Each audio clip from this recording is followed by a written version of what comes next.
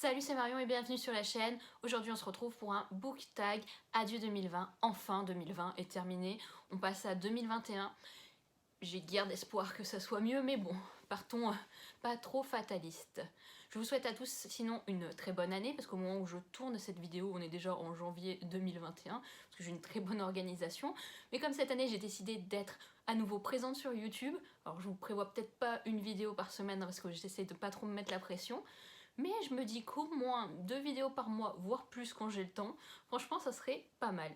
Donc j'ai voulu faire un petit bilan sur mon année 2020, mais j'ai pas eu assez de top et j'ai pas eu assez de flop. Ouais, c'est un peu bizarre, j'ai lu 74 livres sur les 75 que j'avais prévus, j'y étais presque, mais bon, j'ai pas voulu rush mon dernier livre. D'ailleurs, je l'ai toujours pas terminé. Et j'ai décidé de reprendre le book tag de Pocket Jeunesse parce que j'adore leur book tag, souvent c'est celui que je faisais en fin d'année. Donc je vais prendre mon petit carnet avec toutes les questions que j'ai notées dessus, il y en a 12. La première question, il s'agit de vos 3 meilleures lectures. Je vais essayer de mettre mes livres ici. Donc mes 3 meilleures lectures, j'ai choisi Skyward de Brandon Sanderson parce que franchement c'était génial. C'est de la science-fiction. J'ai pas lu de science-fiction à part ce livre il me semble cette année. Et pourquoi j'en ai pas lu? Je sais pas, ça a été un genre qui m'intéressait beaucoup avant, puis moins, puis là ça revient. J'ai adoré la plume de l'auteur parce que je l'ai lu en VO. D'ailleurs la couverture en VO elle est magnifique, mais il y a des autres couvertures UK qui sont encore plus magnifiques que celle-là. J'ai adoré les personnages, franchement j'ai adoré le plot de l'histoire, j'ai acheté le tome 2 juste après. Je l'ai toujours pas lu, mais il est dans ma palle du mois de janvier, donc on y croit. Et c'est une bonne brique, mais j'ai pas vu le temps passer, je l'ai lu en genre moins de 3 jours en VO, ce qui est pour moi quand même plutôt pas mal. J'ai adoré, j'ai trouvé ça abordable. Après il y a des mots bien sûr inventés dans l'univers, mais une fois qu'on a mis en contexte cela, ça va super. Et ça m'a donné vraiment envie de lire d'autres livres de Brandon Sanderson. Ensuite j'ai lu ce livre avec un mot que je ne prononcerai pas parce que je parle très mal anglais, de Margaret Rogerson. Il brille. Très bonne lecture. Je l'ai lu juste avant ou juste après Skyward. Enfin, je me suis dit waouh, 2 coups de cœur d'affilée cette année, qu'est-ce qui m'arrive? C'est de la fantasy, c'est un one shot en plus. Je suis pas du genre à lire des one shots, j'adore les sagas. Qu'est-ce que vous voulez que je vous dise? Et là, mais j'ai adoré. C'est du young adult, mais il y a de la romance, mais c'est pas, on n'est pas focus sur la romance. C'est vraiment, il y a des petites pointes, mais le personnage va pas être niais. Non, c'est ça, c'est parce que la plupart du temps dans young adult, une fois qu'ils sont amoureux les gens, ils sont niais. Alors je suppose qu'on était tous comme ça à la base, mais au bout d'un moment moi ça commence à m'énerver. Et là j'ai trouvé oui les personnages intéressants, forts, elle a de l'humour, franchement elle est charismatique. L'histoire aurait pu mériter d'être un petit peu plus développée, pas trop, enfin pas l'histoire mais plutôt le monde, mais c'est sûr que c'est un one shot donc c'est plus difficile, mais sinon j'ai juste adoré, franchement. Pareil, je l'ai lu en anglais, il est sorti en français et c'était un très bon roman. Et mon dernier coup de cœur, j'ai un peu triché, c'est Les Aventuriers de la Mer. J'ai pas choisi un tome en particulier. Il me semble que je l'ai commencé cette année. Je sais pas si je l'ai. Il me semble que je l'ai commencé cette année, pas en 2019. Hein. Et je l'ai terminé et j'ai juste adoré Les Aventuriers de la Mer. C'est la saga à lire après avoir lu la première trilogie de l'Assassin Royal. Faut la lire entre la première et la deuxième. Parce qu'il y a pas mal d'informations en fait qui sont intéressantes pour la suite de l'Assassin Royal. Et il y a pas mal d'informations dans cette saga qui nous parlent d'événements qui s'est passé dans l'Assassin Royal. En vrai, si vous lisez Les Aventuriers de la Mer et que vous n'avez pas lu l'Assassin Royal, ça choque personne. Et si vous avez lu l'Assassin Royal et que vous ne lisez pas Les Aventuriers de la Mer, je pense pas que ça vous choque. Mais en tant que fangirl de Robin Hood, en tout cas dans cet univers, c'était vraiment bien parce que j'ai aimé les références, j'ai aimé enquêter, j'ai aimé en parler autour de moi en me disant mais ce personnage il me dit trop quelque chose. J'ai spéculé sur des choses qui n'étaient pas du tout vraies et qui n'étaient pas arrivées, et en lisant la suite de l'Assassin Royal je me suis dit what the fuck, il y a plein de choses qu'en fait j'avais pas du tout imaginé et je me suis dit oh, mais ouais en fait les rapprochements dans ma tête ne s'étaient pas faits. Et voilà, j'adore ce genre de petits clins d'œil, en tout cas quand on est fan de la saga. Question 2. Vos 3 déceptions. Alors là, j'en ai choisi 3. Ah, d'ailleurs, le livre n'est pas avec moi. Je vais vous parler du premier livre. Il s'agit de Dune de Frank Herbert. Je mettrai la couverture juste ici. Ça a été une déception pour moi parce que peut-être que j'en attendais un peu trop. D'ailleurs, tout à l'heure, je vous ai dit que j'avais pas lu d'autres livres de science-fiction, mais Dune, c'était de la science-fiction quand même, hein. Comme quoi, j'oublie assez vite. Dune, je savais que ce livre existait, hein, clairement, mais après avoir mais après avoir vu la bande-annonce du film au cinéma, je me suis dit non mais il faut que tu lises le livre avant parce que j'ai des tocs. C'est quand même assez rare que j'aille voir des adaptations sans avoir lu le livre, à part si je ne savais pas que c'était un livre à la base. Et je me suis dit il faut absolument que tu lises ce livre, tout le monde en parle positivement. Et là, la première partie du roman, j'ai juste adoré. Franchement, c'est pour ça que c'est dans mes déceptions et c'est pour ça que j'ai pas mis une note non plus catastrophique. J'ai vraiment adoré. Et là, il se passe un événement au milieu du livre. Et après, moi, ce que j'ai aimé, c'était vraiment le côté science-fiction, peu guerre, prise de pouvoir. Et la deuxième partie, ça a été très, pour moi, théologique, limite mystique. Et là, on m'a perdu. Moi, j'étais pas prête pour ce genre d'expérience, je pense. Si on m'avait prévenu un peu avant, je pense que ça allait aller.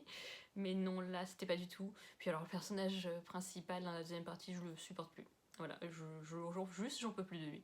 Alors j'espère vraiment que l'adaptation sera pour moi meilleure. Je suis désolée pour tous ceux qui ont aimé Dune, mais j'ai vraiment aimé la première partie. C'est ça le pire, c'est qu'il y a vraiment eu un passage clé. Et après, je me suis dit, ok, mais en fait, il parle complètement d'autre chose pour moi. Là, on est parti dans un délire. C'était intéressant, hein, c'était juste parce que je cherchais dans le livre. Donc j'attends de voir ce que le film va donner si un jour il sort au cinéma. Nous verrons bien. Deuxième déception, c'est Wild Man de Jake Ronover, que je n'ai pas en ma possession ici, donc je vous mettrai la couverture juste ici. Ça, c'était une déception parce que Jake Ronover, j'ai lu la saga Marked Men, j'ai pas fini d'ailleurs, parce que j'arrive pas à trouver les 2 derniers tomes de cette saga ici, et j'ai adoré. Enfin, c'est vraiment genre une de mes sagas préférées en New Adult là, mais celle-là, c'est une déception parce que je n'ai pas fini le livre. Je pense que j'ai lu 100 pages, et j'ai lâché l'affaire. Donc je peux pas vous dire que vous avez pas aimé, je peux pas vous dire non, c'était juste peut-être pas le livre qu'il me fallait à ce moment-là. Je m'attendais plus à une ambiance comme Marked Man, je sais pas, quelque chose de décontracté, de bien, qui soit pas trop porté. C'est de la romance adulte, donc on sait qu'il va y avoir des passages de sexe. Mais là, la fille, on n'a même pas commencé 100 pages. Ils ont déjà couché ensemble, alors chacun fait ce qu'il veut, hein. Mais c'était pas ce que je recherchais. Je recherchais pas des passages entiers de sexe, de. Je sais pas. Je cherchais peut-être plus une histoire d'amour. La fille elle est dans le monde des bisounours. Non, je cherchais quelque chose de peut-être plus. Ben, pas comme ça. Je saurais même pas te dire qu'est-ce que je cherchais. J'ai pas retrouvé la plume de Jake Ronover, mais en même temps, celui-là aussi, je l'ai lu en français. Et Markman, je les ai lus en français. Donc, bon, il y a la traduction. Je sais pas trop où ça va, mais ouais, un peu déçu. Le troisième livre. Alors là, c'est grosse déception. Il s'agit de Wilder Girls de Rory Power. Ce livre m'a été offert par ma copine Amélie pour mon anniversaire. Je l'avais mis dans une wishlist parce que je le voyais passer de partout, autant en VO qu'en VF. Et avec que des bons avis dessus. Et la couverture en plus était magnifique. Enfin, faut le dire, je suis assez faible et je trouve les couvertures souvent belles, ce qui me donne envie d'aller voir le résumé et de me dire est-ce que je vais le prendre ou pas. Et là, mais alors grosse déception, je me suis forcée vraiment à aller jusqu'à la fin de ce livre parce que c'était un cadeau. Et franchement, ça me faisait de la peine que Amélie m'ait choisi ça et que j'aime pas, mais elle pouvait pas savoir. Je me suis forcée, ouais, parce que je voulais voir ce qui allait en devenir. Et en fait, j'ai l'impression que le résumé m'a complètement menti sur ce qui se passe dans le livre. J'ai pas du tout aimé. Je vois pas où ça menait.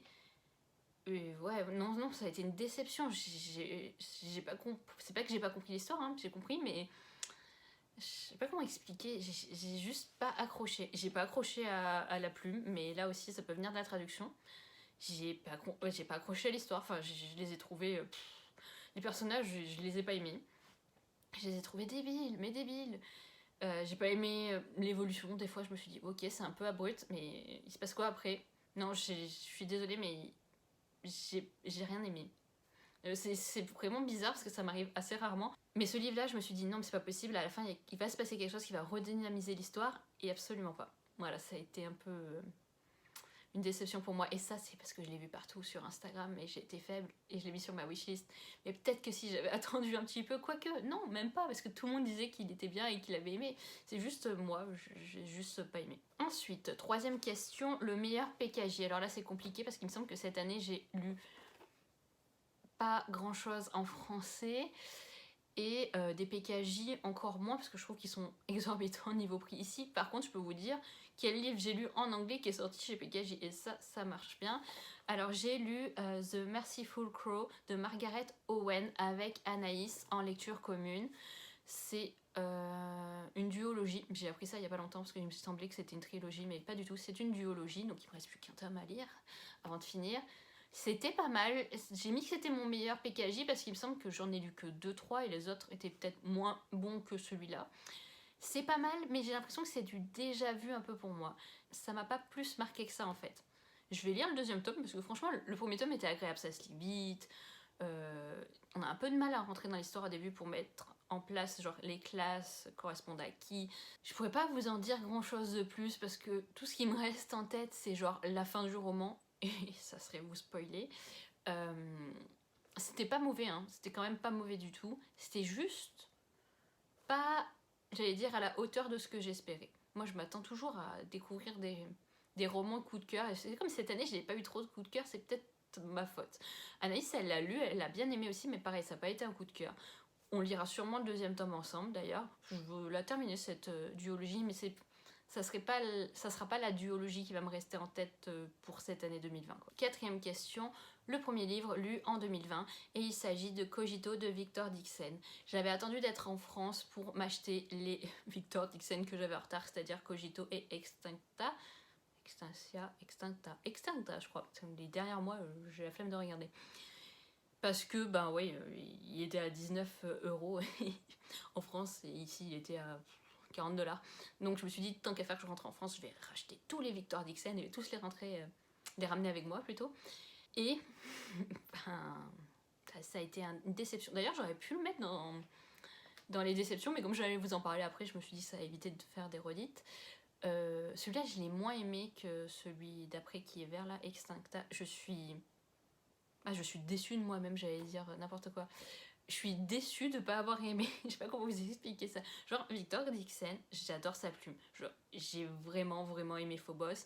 Même jusqu'à la fin, je suis une fangirl. Genre, on me fait une série sur Phobos, je suis là, je vais regarder, c'est sûr. Et Cogito, je sais pas. J'avais l'impression, pareil, que c'était du déjà vu. C'est un one-shot, donc déjà, j'ai du mal à rentrer dans l'histoire. Enfin, j'ai du mal à m'imprégner de l'univers avec un one-shot. J'ai juste...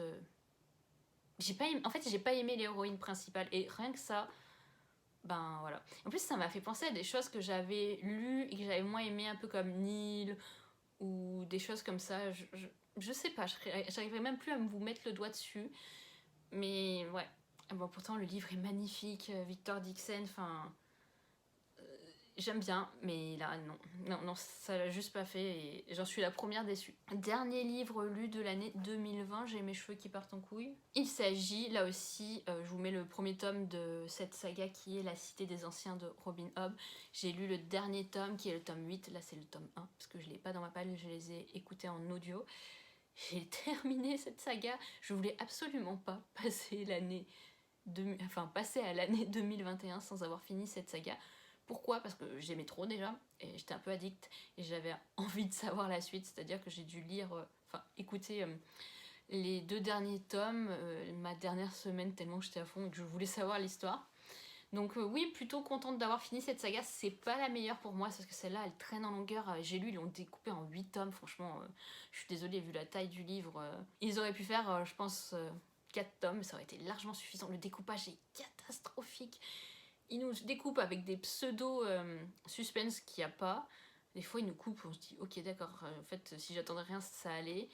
Le livre audio aussi. Non, mais il fallait s'accrocher pour cette saga, parce que alors, le livre audio, je suis désolée, mais je vais le redire, la voix du narrateur, j'ai pas spécialement accroché, parce que j'ai adoré celle des Aventuriers de la mer, et j'ai adoré celle de l'Assassin Royal, donc forcément, t'arrives après Sylvain Aguès, cœur sur vous.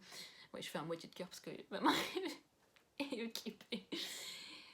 Et en plus, il n'y a pas de transition dans l'audio. Enfin, on passe d'un personnage où là, il y a sûrement une interligne, et dans l'audio, il n'y en a pas. Là, tu es en train de te dire, mais attends, on est en train de parler de lui. D'un seul coup, on parle à lui. What the fuck? Ouais, c'était un peu ça. Mais sinon, j'ai grave aimé quand même, malgré tout ça. J'ai aimé, c'est pour vous dire que, ouais, pas la meilleure, mais j'ai bien aimé. Meilleur auteur découvert de l'année 2020. J'ai envie de dire Brandon Sanderson avec Skyward, parce que ça m'a donné envie de lire des livres de cet auteur en fantasy. Je me suis dit, ouais, j'adore sa plume là en young adult, et pour moi c'est du young adult, genre du bon young adult. Enfin, c'est pas qu'il y a du mauvais, mais comme j'en lis beaucoup, bah, je pense que j'ai été blasée au bout d'un moment de lire toujours le même procédé entre guillemets là. Et là, je me suis dit, waouh, qu'est-ce qu'il peut faire en fantasy adulte? En plus, tout ce que je vois passer en bonne review, genre sur ces sagas en adulte, et c'est sûr à 100% que je finis pas 2021 sans avoir lu au moins un livre de Brandon Sanderson dans l'année. Question 7. Le livre avec la plus belle couverture. Il s'agit de ce livre magnifique avec un très beau titre en anglais dont je ne sais pas prononcer sans paraître ridicule. Voilà, je trouve cette couverture magnifique. D'ailleurs, en français, ils ont gardé cette couverture et franchement, ils ont bien fait parce que je la trouve magnifique. Il y a le titre est en relief, franchement. Question 8, saga terminée. Oh, je l'ai quand même terminé pas mal cette année, mais je vais vous parler de cette saga-là. De Mary E. Person, c'est une duologie, je l'ai terminée, j'ai que le premier tome dans ma bibliothèque, parce que le deuxième tome je l'ai lu en e-book, mais c'est clair que je vais l'acheter. Le premier tome avait été aussi un coup de cœur, je l'ai pas mis dans ces coups de cœur là, mais oui, j'avais passé un très très bon moment avec ce premier tome. Le deuxième, j'ai aimé, mais j'ai un peu moins aimé que le premier. Mais c'était beaucoup plus... le deuxième tome était beaucoup plus stratégique, a beaucoup plus évolué dans la tournure de l'histoire. J'ai vraiment aimé, mais il me manquait un petit truc qui faisait que ça aurait pu être un coup de cœur. Les 2 tomes sont sortis en français et je vous la conseille fortement. Empruntez-la à la bibliothèque, vous allez voir, surtout celui-là, là, ouf, gros coup de cœur. Question 9. Maison d'édition la plus lue cette année. Alors, il me semblait que c'était Harper Teen pour moi. Je sais pas pourquoi. Et en fait, parce que quand je lis en anglais, je focus absolument pas sur les maisons d'édition, c'est malade. Alors que quand je lis en français, je me dis ah ouais, c'est un PKJ ou ah, c'est un Robert Laffont collection R ou je sais pas, c'est une édition Lumen. Quand je lis en anglais, je m'en fous. Je trouve que c'est moins. Je trouve que la maison d'édition est moins mise en avant sur le livre qu'en France. C'est peut-être moi ou alors je suis déjà en anglais et je suis déjà concentrée sur le fait que le livre soit en anglais, je sais pas. Et en fait, je me suis dit après mûre réflexion, la maison d'édition que j'ai plus lu, c'est sûrement J'ai lu. J'ai quand même lu, ouais, 8 anciens, au moins 8 aventuriers de la mer, et là, 500 Royal, bah, la deuxième trilogie, je fais quand même au moins 7 tomes aussi. Non, ouais, c'est J'ai lu en fait. Question 10, le livre dont tout le monde parlait ou a parlé en 2020. Et là, je suis un petit mouton. Et il s'agit de Midnight Sun de Stephanie Meyer.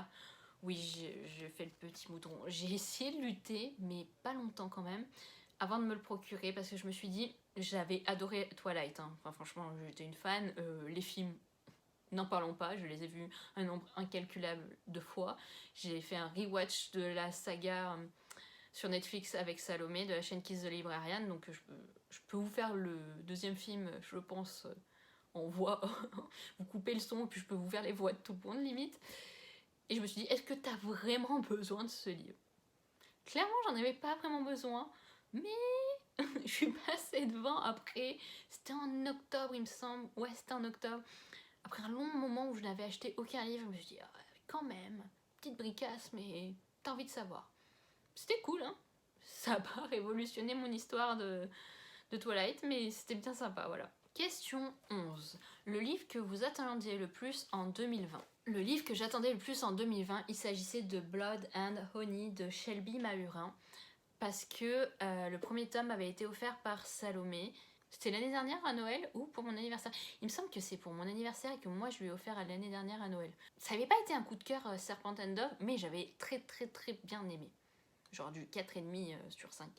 Donc je me suis dit, ah, il me faut absolument Blood and Honey. Honey ou Honey, je ne sais plus comment on prononce ça, de toute façon mon anglais est déprimant. De toute façon on s'en fout, parce que je ne parle anglais avec personne. Oh, qu'est-ce qu'il était long ce deuxième tome. J'ai pas ressenti la même dynamique dans le premier.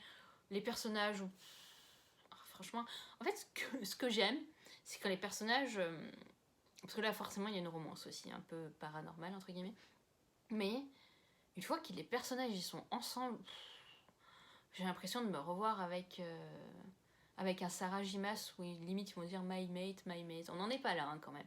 Mais alors qu'est-ce qu'ils étaient chiants là. Ouh, ils m'ont gâché l'histoire. Puis finalement ça avançait pas. Puis alors j'étais persuadée que c'était une duologie. Et ça n'en est pas une. Il va y avoir un troisième tome. Je pense que le troisième tome, je vais attendre un moment avant de l'acheter. Parce que c'est clairement pas un de mes objectifs pour l'année 2021. Je sais même pas s'il sort en 2021 d'ailleurs, le troisième tome. Mais ouais. Ça me déçoit vraiment aussi quand le premier tome est un presque coup de cœur ou un coup de cœur et que le deuxième, il est... Moi, je trouve qu'il souffre du syndrome du deuxième tome, c'est-à-dire là, c'est un tome pour combler, hein. Clairement, il ne s'est rien passé. Après, pareil, la couverture est magnifique, mais bon, est-ce qu'on arrête d'acheter des livres parce que la couverture est magnifique? C'est ce que je vais faire, c'est mon objectif 2021. J'espère qu'ils seront traduits en français, parce que franchement, ça vaut la peine quand même. Je suis sûre qu'il y a des gens qui vont aimer ce deuxième tome, hein. C'est juste, ça l'a pas fait avec moi. Comme beaucoup de livres en 2020. Je pense que c'était mon état global qui ne l'a pas fait. Question 12, les livres que vous attendez le plus en 2021. Je vous ai sorti les autres tomes pour vous dire qu'est-ce que j'attends. J'attends la suite de cette saga City of Ghosts and Tunnel of Bones. Et du coup, le troisième tome, j'ai noté Bridge of Souls. Voilà. Moi, je les aime en paperback, ceux-là. Alors que je suis un peu une fan des hardback, mais je sais pas, ceux-là ils sont agréables à lire en paperback, sauf que le paperback il arrive grave plus tard que le hardback, donc je crois que ça sort en avril 2021, et je suis pas prête de l'avoir parce que je pense que ça sera plus fin 2021, voilà. J'ai adoré le premier tome, d'ailleurs j'ai failli vous mettre dans les coups de cœur, puis je vous l'ai pas mis, j'en ai mis d'autres. Le deuxième tome j'ai trouvé ça un peu moins bon, mais c'est parce qu'il y avait trop de fanservice. Enfin, à mon goût, j'ai trouvé qu'il y avait trop de fanservice. Ce qui était agréable dans le premier tome, il était peut-être un peu moins dans le deuxième tome. Mais c'est une très très bonne saga et j'attends absolument ce troisième tome qui est d'ailleurs peut-être le dernier, j'ai vu. Il me semble. Je crois que c'est le dernier. Mais franchement, ils sont sortis tous les deux chez Lumen. En français, foncez si vous n'avez pas lu, c'est très très bon. Non, ça sort pas du tout en avril, hein, le troisième tome. J'ai regardé sur mes notes, c'est le prochain livre que je vous parle qui sort en avril. Celui d'avant, là, je n'ai aucune idée. Et un autre roman, parce qu'il y avait marqué les livres que vous attendez en 2021. J'attends la suite de ça, de King of Scars, qui a perdu sa jaquette à quelque part. J'ai été un peu déçue par ce tome-là. Je trouvais très... ou pas assez, plutôt. Je sais pas, je m'attendais un peu plus de... J'arrive même plus à finir mes phrases. Il manquait quelque chose, quoi. Donc j'en attends beaucoup du deuxième tome. C'est la raison inverse de Blonde and Honey. C'est cette fois-ci, j'ai été moyennement convaincue par ce premier tome, donc j'attends beaucoup du deuxième tome. Et lui, il sort au mois d'avril, ou fin mars. Fin mars et on l'a au mois d'avril, je sais plus. Voilà, maintenant je suis mélangée. Voilà. Et j'ai très hâte de regarder la série sur Netflix qui sort peut-être au mois d'avril. C'est peut-être pour ça que dans ma tête, j'étais tout mélangé. Je sais plus, il y a trop d'infos autour de l'univers de cette saga-là, autour du Grishaverse. Je veux dire, il y a des personnages que j'ai aimés dans les autres romans, qu'ici je me suis dit, ouais, mais qu'est-ce que tu fais? Réveille-toi. Donc, ouais, j'attends beaucoup. Voilà, mon bilan de 2020 est terminé, j'espère qu'il vous aura plu. Si vous avez envie de répondre aux questions qui étaient dans le tag, n'hésitez pas à me le dire en commentaire. Dites-moi quels sont les livres que vous attendez en 2021, parce que j'ai pas trop fait de wishlist du futur, j'ai pas trop regardé les sorties, à part les sorties VO, parce que je regardais avec Salomé quelle lecture commune on allait pouvoir se faire. Mais sinon, je sais pas trop qu'est-ce qui sort en français. J'espère que cette vidéo vous aura plu, et nous on se retrouve prochainement. Bye!